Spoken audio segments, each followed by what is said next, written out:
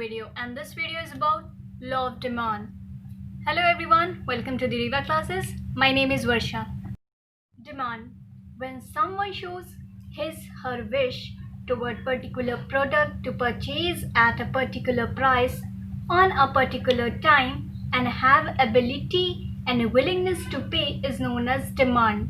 It means demand तब create होगी जब किसी पर्सन को किसी कमोडिटी को लेकर के सबसे पहली चीज़ विश हो कि मुझे ये चाहिए, सेकंड थिंग इज एबिलिटी हो, रिसोर्सेज अवेलेबल हो, and third one is willingness हो.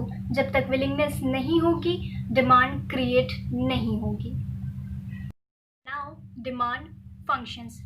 Demand functions, it shows functional relationship in between the demand of a commodity and various factors. There are various factors which affect demand, so it shows the functional relationship in between the demand of a commodity and various factors affecting it is called demand function. It is, you can also say the various factors which affects demand, and this can be algebraically expressed as dx is equal to f, where dx means demand of commodity x equals to functions of price of commodity x, price of related commodity, y stands for income, so income of a consumer, t means taste and preferences of consumer, d distribution of income, expected change in price, and size and composition of population. So these are the demand functions,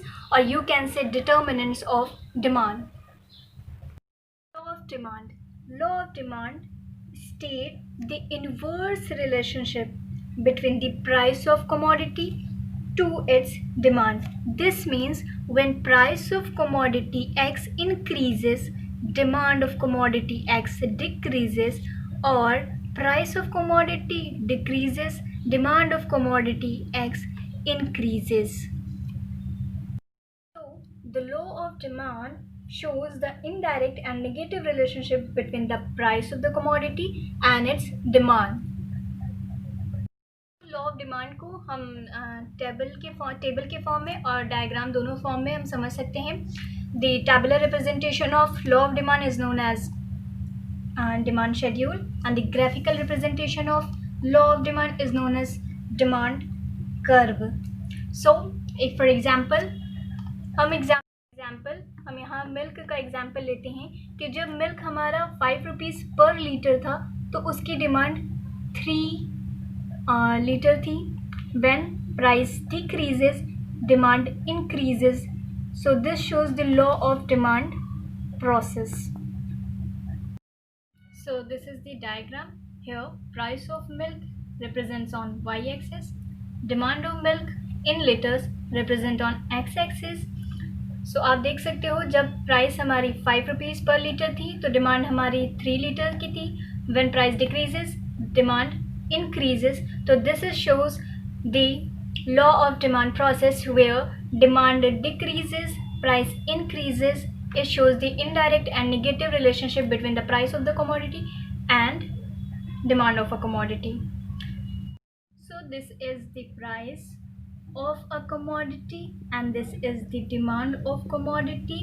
When we add these points, जब हमने इन points को आपस में मिलाया तो we get a curve. हमको एक curve मिला और इसी कर्व को हम डिमांड कर्व बोलते हैं, जो कि प्राइस और डिमांड के बीच में रिलेशनशिप शो कर रहा है. और वो रिलेशनशिप कैसा है? वो रिलेशनशिप नेगेटिव, इन्वर्स और इनडायरेक्ट रिलेशनशिप है, जहाँ पे प्राइस किसी कमोडिटी की, फॉर एग्जांपल मिल्क की, घटती जा रही है और डिमांड मिल्क का बढ़ता जा रहा है. अगर यही प्राइस इंक्रीज़ होने लगती तो ये डिमांड हमारी डिक्रीज़ होने लगती.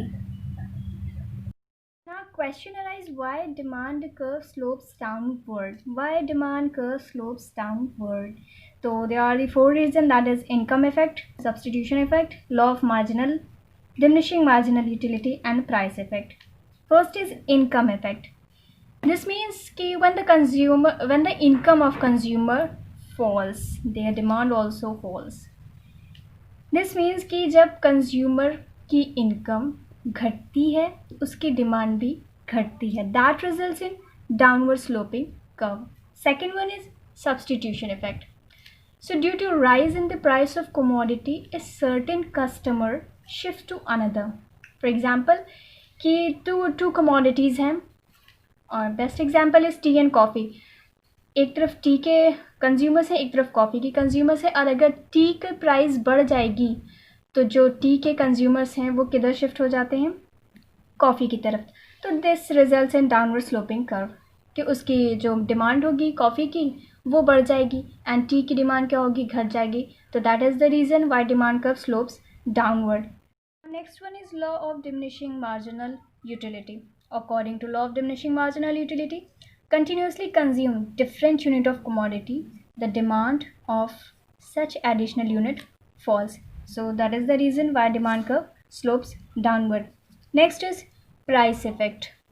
Price effect, as I discussed earlier, कि जैसे जैसे किसी भी commodity की price घटती बढ़ती है वैसे वैसे उनकी demand भी घटती बढ़ती है. तो that is the reason why demand curve slopes downward. These four are the reason why demand curve slopes downward. Now there is another important topic that is called exceptions. Exceptions of law of demand. This is important topic. So exceptions means when law of demand becomes ineffective.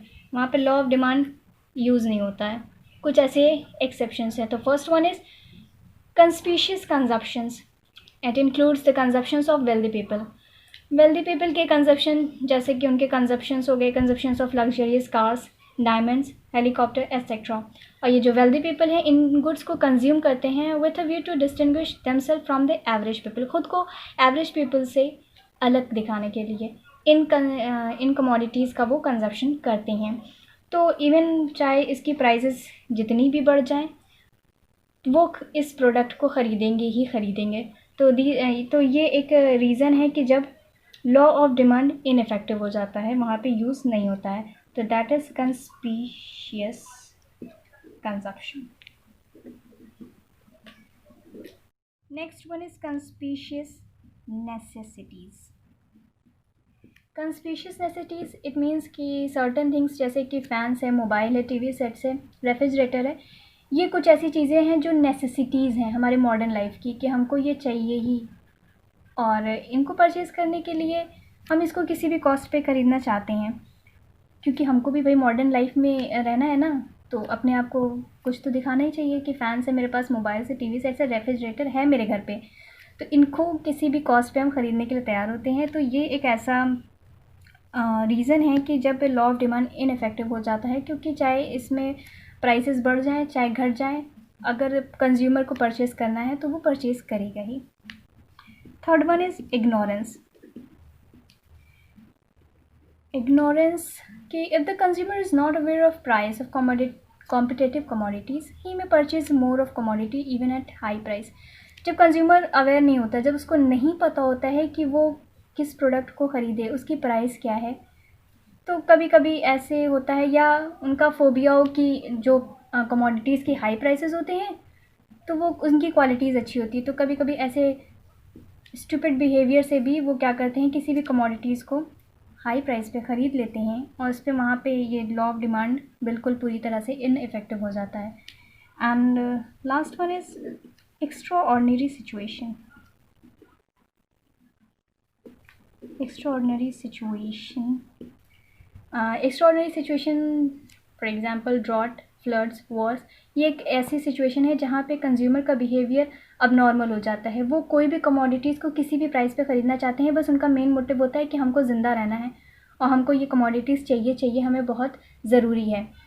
तो these are the some situations when law of demand becomes ineffective. Well now आजकल extraordinary situations lockdown भी है. जब lockdown लगने वाला था तो भी लोग ऐसे ही अब नॉर्मल बिहेव कर रहे थे कि क्या ख़रीद लें क्या नहीं ख़रीद लें, कब क्या मिलेगा क्या नहीं मिलेगा. तो this is also the example of extraordinary situation. So these are the exceptions when law of demand becomes ineffective. So this is the all about law of demand, and hope this will helps you a lot. And if you like it, then please like, share and subscribe my channel. Thank you.